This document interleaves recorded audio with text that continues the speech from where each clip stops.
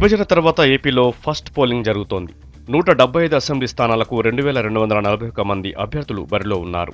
25 లోక్సభ సీట్లలో 333 మంది పోటీ చేస్తున్నారు. 13 జిల్లాల్లో 3,67,62,975 మంది ఓటు హక్కును వినియోగించుకుంటున్నారు. 40,709 పోలింగ్ కేంద్రాల్లో 11,526 సెంటర్లను సమస్యాత్మక కేంద్రాలుగా గుర్తించారు. ఇక్కడ గట్టి బందోబస్తు ఏర్పాటు చేశారు పోలీసులు. 23,184 కేంద్రాల్లో లైవ్ వెబ్కాస్టింగ్ ఏర్పాటు చేశారు.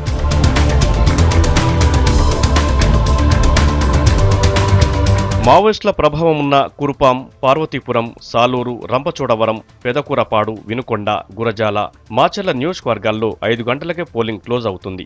మిగతా 165 సీట్లలో సాయంత్రం 6 గంటల వరకు ఓట్లు వేయవచ్చు. ఇక భద్రత విషయానికొస్తే 3.5 లక్షల మంది సిబ్బంది విధుల్లో ఉన్నారు. 272 కేంద్ర సాయుధ బలగాలు రంగంలోకి దిగాయి. ఒక్కో పోలింగ్ కేంద్రంలో 2 నుంచి 10 మంది వరకు పోలీస్ సిబ్బంది ఉంటారు. 4 హెలికాప్టర్లు, 1 ఎయిర్ అంబులెన్స్ అందుబాటులో ఉంది.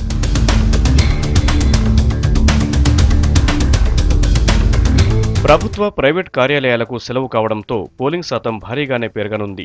గతం కంటే ఎక్కువగా పెరిగే అవకాశం కనిపిస్తుంది. రాష్ట్ర విభజన తర్వాత జరిగిన ఎన్నికలు కావడంతో ఈ ఎన్నికలకు ప్రాధాన్యత పెరిగింది. ఓటు హక్కు వినియోగించుకోవడానికి దూర ప్రదేశాల నుంచి సొంత గ్రామాలకు చేరుకుంటున్నారు.